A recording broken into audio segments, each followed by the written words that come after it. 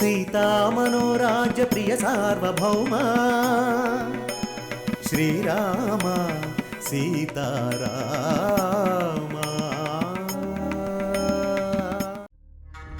మీనాక్షి, కనీసం ఫ్రూట్స్ అయినా తిన్నావా? లేదురా, ఇప్పుడేం వద్దు, తర్వాత తింటాను.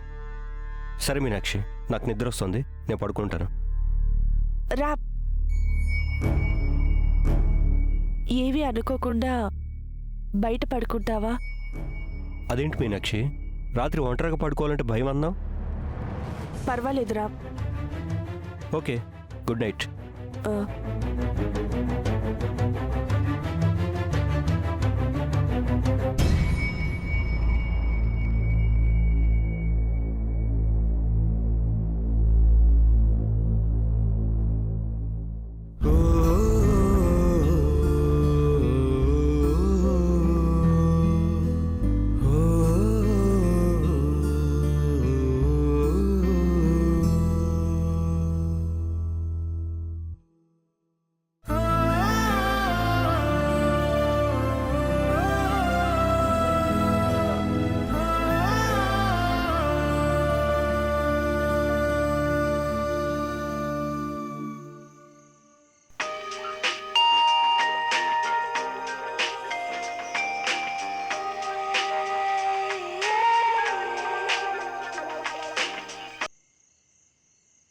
మీనమ్మా, ఏవండి, ఏం చేస్తున్నారు? నీ గురించి ఆలోచిస్తున్నాను మీనమ్మా.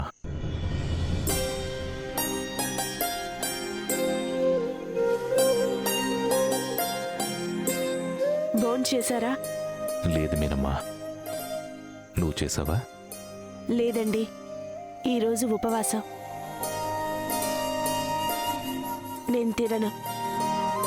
మీరు ఇంతసేపు భోంచేయకుండా ఎందుకున్నారు? తినండి. నా కోసం నువ్వు ఉపవాసం ఉంటే నేనెలా తినగలను మీనమ్మా?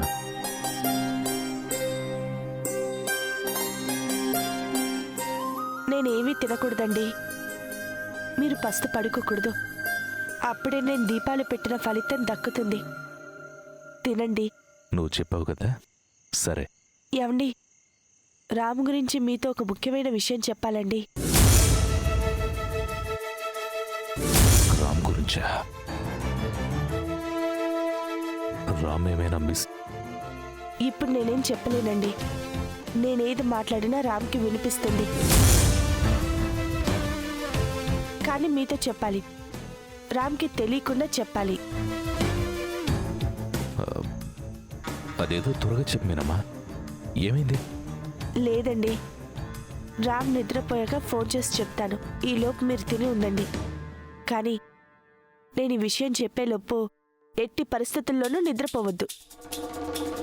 అది కాదు మీనమ్మా, ఇప్పుడే చెప్పేయచ్చు కదా. నేను మళ్ళీ ఫోన్ చేస్తాను.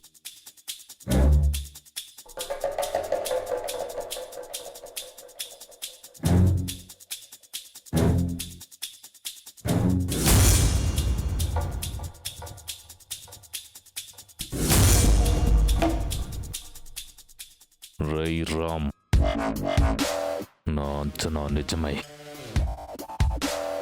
నా భార్య పట్ల నువ్వేదైనా తేడాగా ప్రవర్తించావని తెలిస్తే అనుకున్న సమయం కంటే ముందే నీకు మరణశిక్ష వెయ్యాల్సి ఉంటుంది.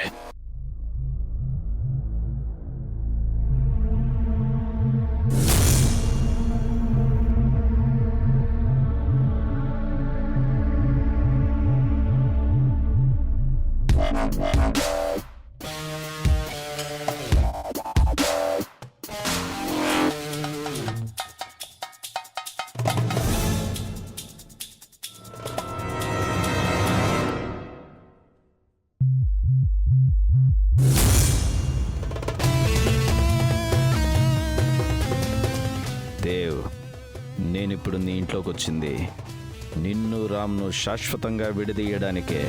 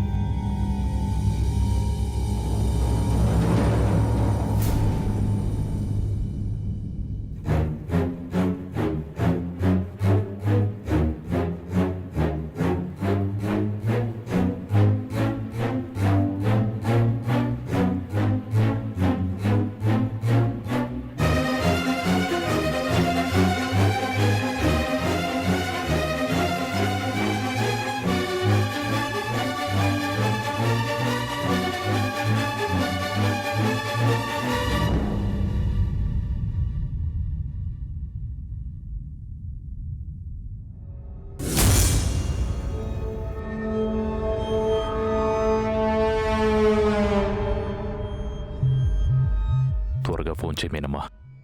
రామ్ గురించి ఏం చెప్తావని టెన్షన్గా వెయిట్ చేస్తున్నాను. ఫోన్ చేయి మీనమ్మా, త్వరగా ఫోన్ చేయి.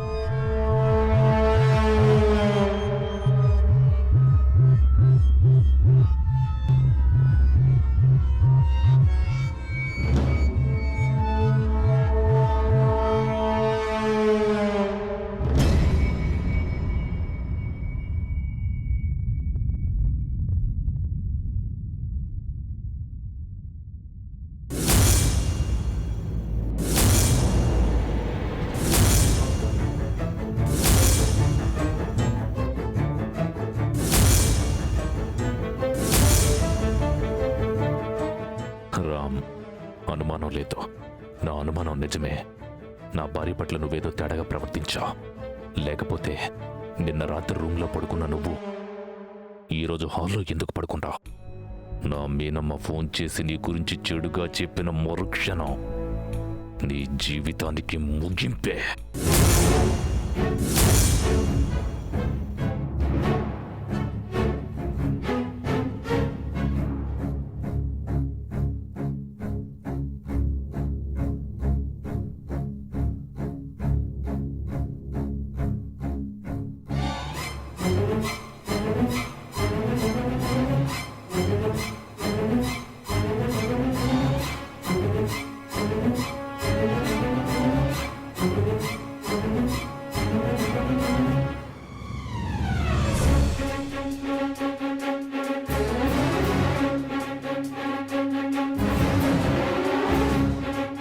రామ్,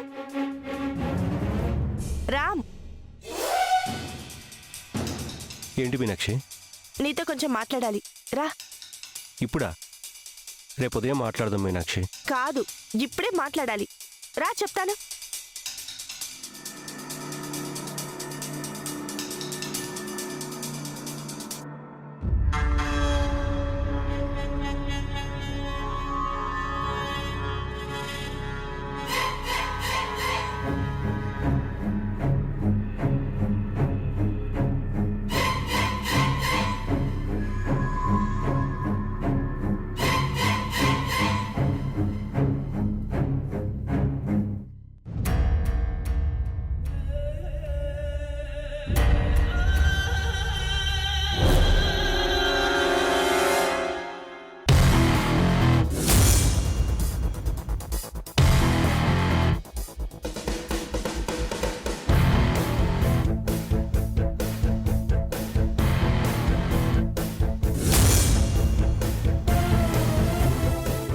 దేవ్, నువ్వు ముంబై వెళ్లకుండా ఇంట్లోనే ఉన్నావని నిత్య చెప్తుంటే విన్నాను. కానీ ఇప్పుడు కళ్ళారా చూస్తున్నాను.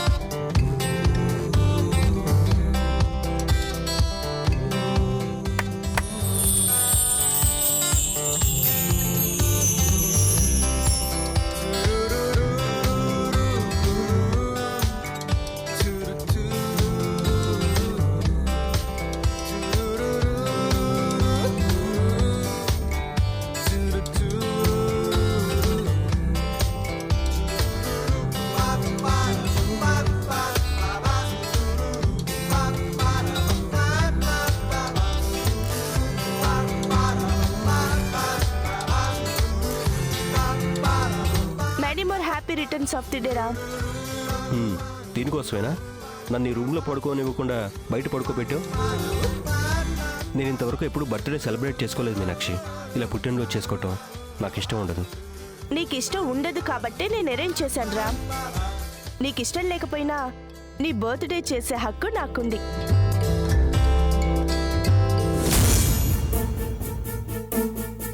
క్యాండిల్స్ సుది కేక్ కట్ చేయరా. ప్లీజ్ మీనాక్షి, నాకు ఇలాంటి ఇష్టం ఉండదు. నీకు ఇష్టం లేకపోయినా నా కోసం కట్ చేయాలి. తప్పదా? తప్పదు. మీనాక్షి ఒక్క నిమిషం.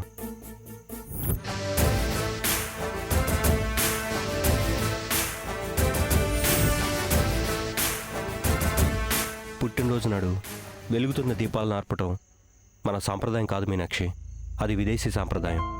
సో క్యాండిల్స్ వద్దును. కావాలంటే నీకోసం కేక్ కట్ చేస్తాను. సరే, నీ ఇష్టం.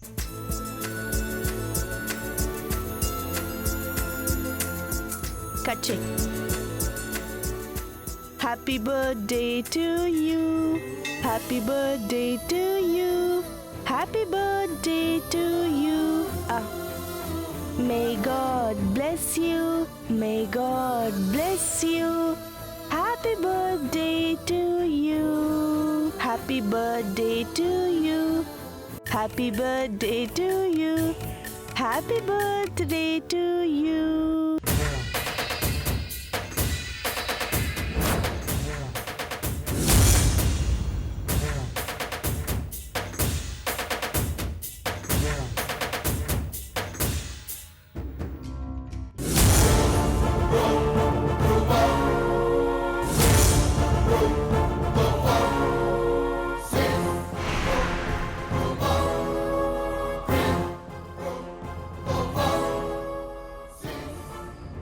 నీకు ఇష్టం లేని పని చేసినందుకు ఐఎమ్ సారీ రా.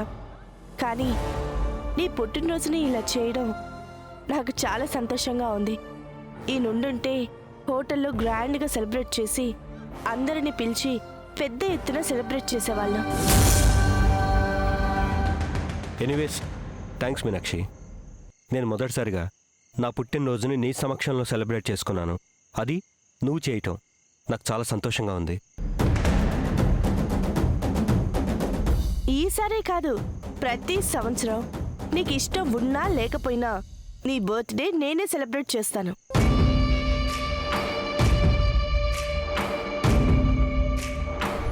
వచ్చే పుట్టినరోజుకి రాముండడు. ఎలా సెలబ్రేట్ చేస్తావు మీనమ్మా? ఒక్క నిమిషం.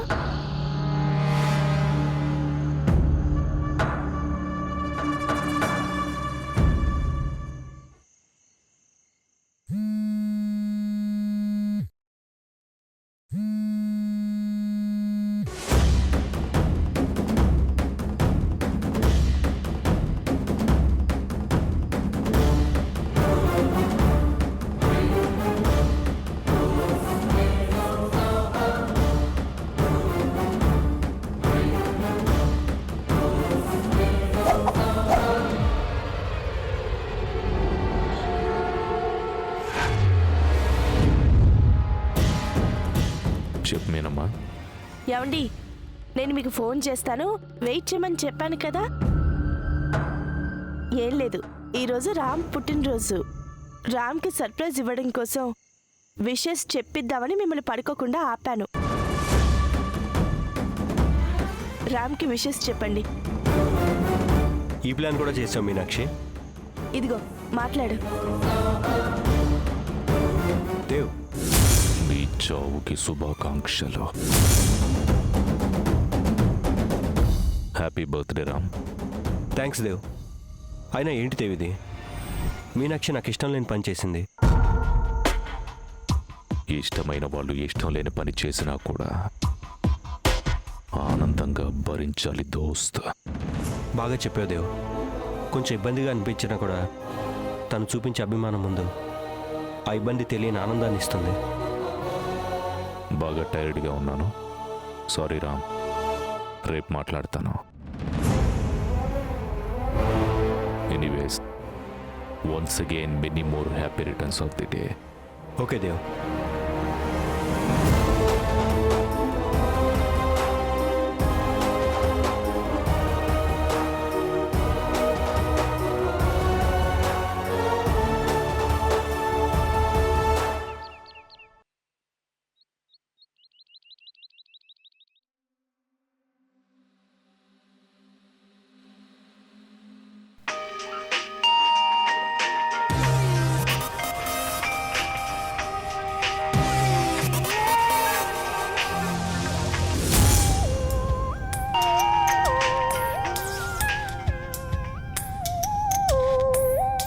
రై కిల్లర్, ఇంత పొద్దున్నే ఫోన్ చేశావేంట్రా? బాస్, నీ ప్రాణ స్నేహితుడు నిన్ను మోసం చేస్తున్నాడంటే నువ్వు నమ్మడం లేదు కదా? నువ్వు చెప్పాల్సింది నిన్న చెప్పావు. ఈరోజు నేను చెప్తాను, నువ్వు విను. ఏంట్రా అది? నేను కత్తితో పొడిచానన్నది ఎంత నిజమో, రామ్ నీ భార్య మీద దురుద్దేశంతో ఉన్నాడన్నది కూడా అంతే నిజం. రామ్ నిన్ను చంపడానికి నన్ను పంపించాడనేది ఎంత నిజమో, ఈ క్షణం నీ భార్య పక్కనే క్లోజ్గా రామ్ పడుకున్నాడన్నది కూడా అంతే నిజం. ఏంట్రా నువ్వు చెప్పేది? నిజం బాస్. నువ్వు ముంబైలో ఉన్నావు కాబట్టి బతికిపోయావు. నువ్వు కళ్ళారా చూసుంటే గుండె బద్దలై చచ్చిపోయేవాడివి. ఈ విషయం నాకెలా తెలుసు అనుకుంటున్నావా? నేను నీ చేతికి చిక్కిన వదిలేసావన్న సాఫ్ట్ కార్నర్తో నీకు నిజం నిరూపిద్దామని అబ్జర్వ్ చేశా బాస్. పంచభూతాలు ఉన్నాయన్నది ఎంత నిజమో, నేను చెప్పేది కూడా అంతే నిజం. ఎంతైనా అదృష్టవంతుడు బాస్. కత్తితో పొడిచిన శారీరకంగా బతికావు. నీ ఇంట్లో దృశ్యాన్ని కల్లారా చూడకుండా మానసికంగా బతికావు. సరే, ఉంటాను బాస్.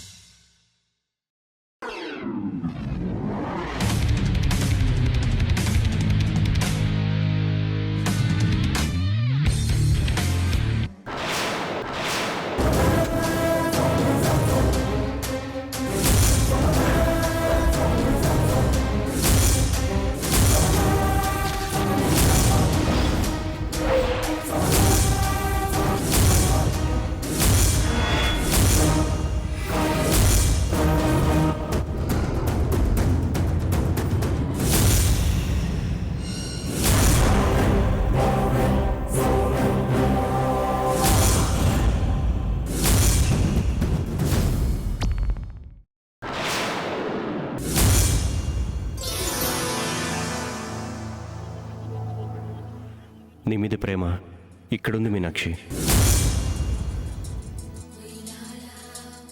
ఈ ప్రేమ జీవితాంతం ఉంటుంది మీనాక్షి.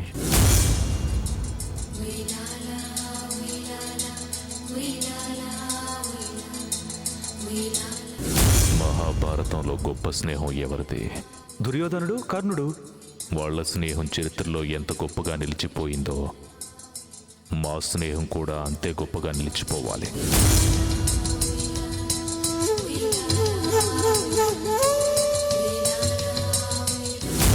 రామ్ దేవుల స్నేహం అలాగే నిలిచిపోవాలి. పచ్చగా పండదు ఈ నేల,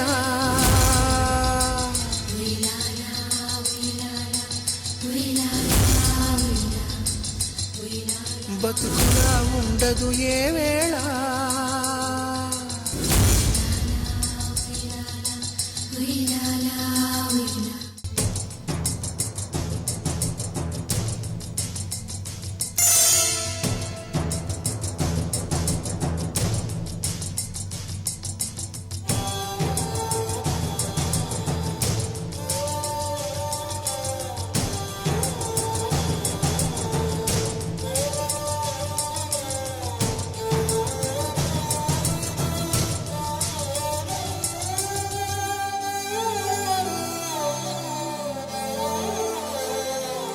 ముళ్ళను తెచ్చి నాటాక మల్లెలు పూస్తాయా? అసాధ్యం కదా. సంగ్రామంతో ఎవరైనా శాంతిని తెస్తారా? నమ్మే మాటలా? వినాశమే కోరుతుంది విద్వేషపు విషజ్వాల. శ్మశానపు చిచ్చుల కాంతిలో స్వర్గమే చూడగా పగ పెంచే ప్రతి శిరసు ఒరిగే వేళ ఉయ్యాలా, ఉయ్యాలా, ఉయ్యాలా.